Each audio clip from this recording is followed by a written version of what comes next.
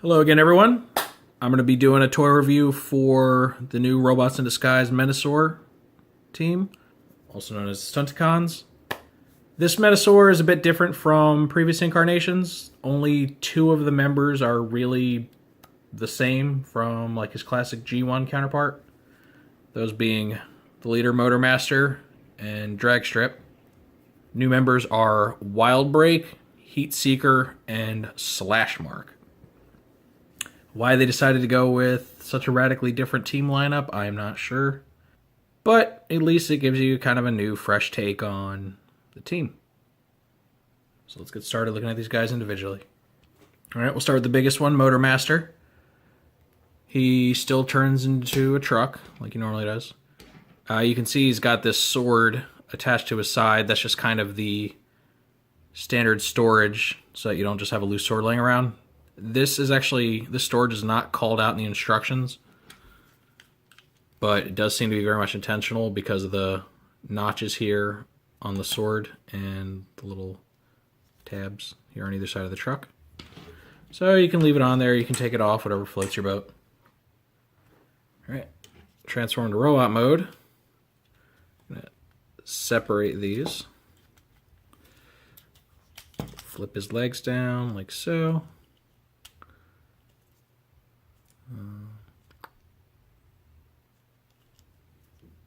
Sorry. I'm going to turn the lower legs and flip out his feet.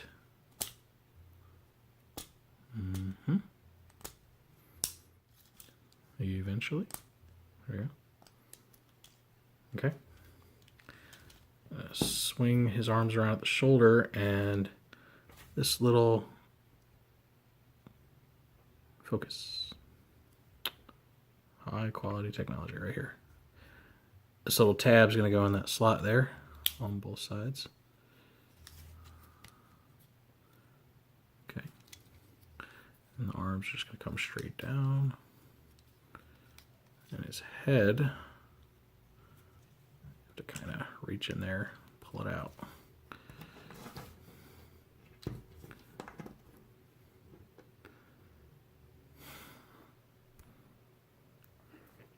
Okay, so this is robot mode. It's a very simple toy. Definitely not on par with the Combiner Wars Motormaster. The guy doesn't even have proper hands. Like, his arms basically just end in stubs. As far as articulation, his arms can pretty much swing back and forth.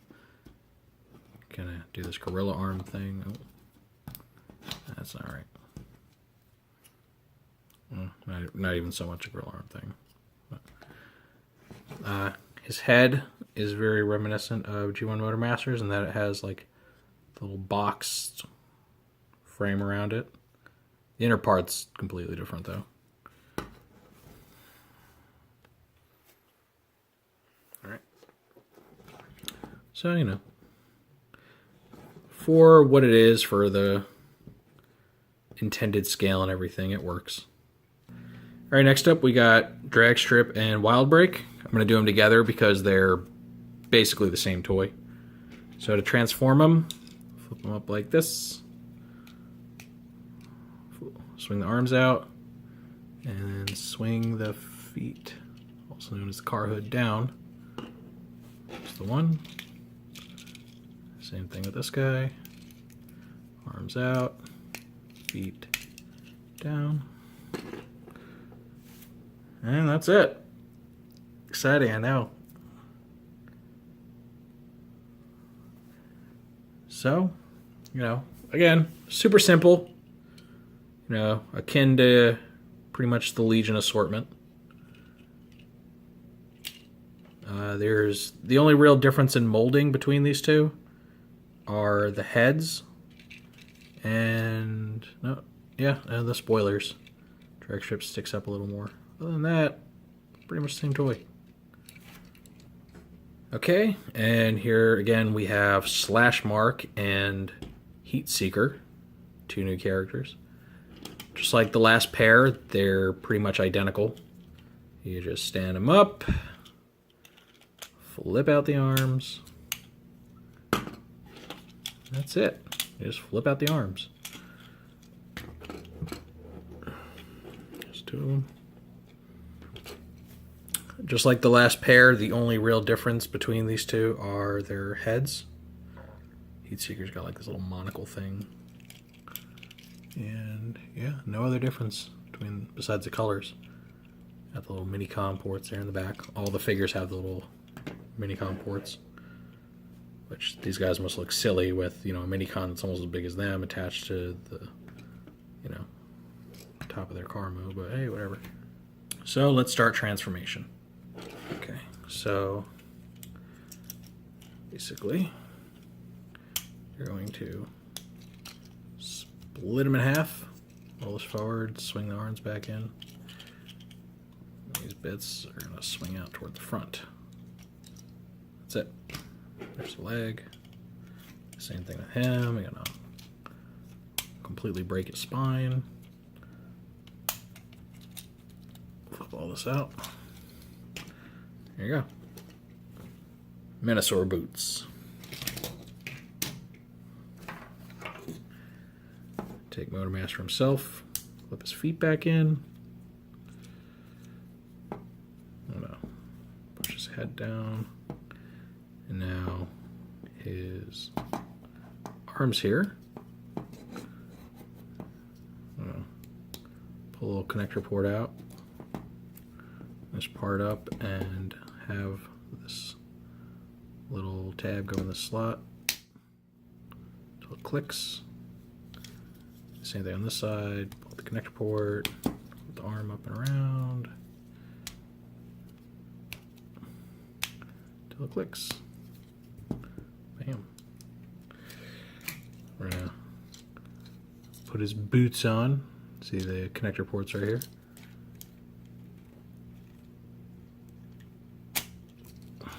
There's one. There's two. All right, so we got him standing up. Let's bring the other two in. Gonna push most of the hood back down, flip up the middle section, push his arms back in, and yeah, pull out this hand. Good size hand there. Flip his head and torso section down and extend him. And you're just gonna connect a little drag strip right here. Same thing with this guy.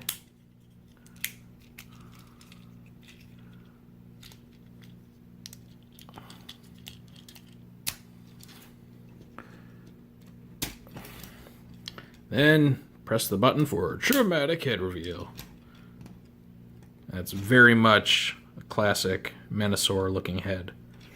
So even if his individual robots aren't instantly recognizable, most people should be able to look at this guy and know who it's supposed to be. Something worth noting, on all of his packaging and all that and instructions, it actually shows these 2 feet swapped. However, I decided to go with the configuration that they use for the TV show. Alright, so you take a sword with the bendy handle that I presume, just like Ultra B's, is for safety reasons because it doesn't serve any actual function here. Arms swing up. Doo-doo-doo. It's about the only articulation he has, that and legs swinging out, which doesn't do a whole lot. Okay, right here in his hand you can see this little slot there, just for the tab on the handle. So let's just slide this guy in and connect.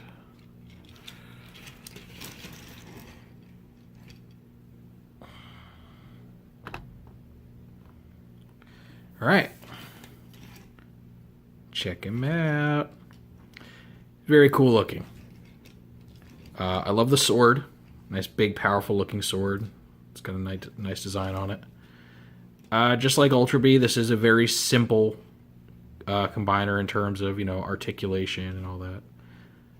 I think overall it looks cooler than Ultra B does. It doesn't have all the bright, loud colors like he does. It's more of a traditional 5-bot combiner, whereas Ultra B has like 1 bot for both legs, and then a sword is like another robot, even though it doesn't actually turn into one. Final thoughts on this? Similar to Ultra B, I do think it's very cool for what it is. However, I do not think it's worth the $30 that they charge. Again, due to the very limited articulation, the small size, I think this should be closer to $20 personally. But I don't know. What do you think? Do you think it's worth $30? Would you pick them up as an adult collector? If you're a younger collector or just a younger toy buyer, do you think he's cool?